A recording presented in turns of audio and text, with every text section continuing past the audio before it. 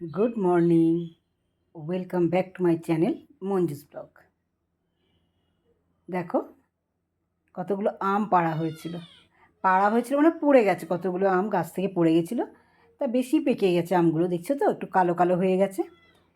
তা আমি ওগুলোকে তুলে নিয়ে এসেছি, এনে রেখেছি এবং ভালো করে ধুয়েও নিয়েছি। আর এখানে অনেক বাতাসা জমে গেছিলো। আমি এখন চিনির থেকে বাতাসাটাই বেশি প্রেফার করি, কারণ বাতাসা খাই আমি খুব। যেমন চায়ে, একটু নিরামিষ তরকারিতে আমি একটু বাতাসাই দিয়ে দিই। তো এখানে দেখো বাতাসাগুলো আমি জলের মধ্যে ভিজিয়ে রাখলাম আগে থেকে। তাতে কি হবে, বাতাসাটা ভালো করে গুলে যাবে, মানে মিশে যাবে জলের সঙ্গে। এবার আমি আমগুলোকে ভালো করে ছাড়িয়ে নেব, ভালো করে ধুয়ে ভালো করে একদম দেখো আটির থেকে খোসা পুরো আলাদা করে দিচ্ছি। এইগুলো আমি নিয়ে নেব আর আটিগুলো ফেলে দেব। এই গরমে আর আমগুলো সত্যি খুব মিষ্টি গো, আমাদের গাছের আমগুলো না খুব মিষ্টি। আর এখানে দেখো একটু কাঁচা, একটা কাঁচা আমও আমি বিশেষ করে নিয়েছি, একটু টক মিষ্টি হলে খেতে বেশি ভালো লাগে। আর এখানে দেখো মিক্সিতে আমি ওইগুলো সব ঢেলে দেব।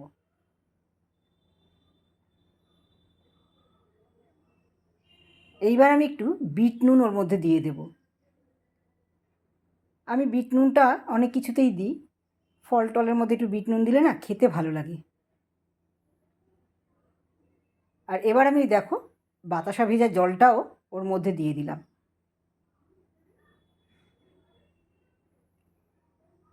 এবার আমি মিক্সিটা ঘুরিয়ে একটু ওটা ভালো করে পেস্ট করে নেব।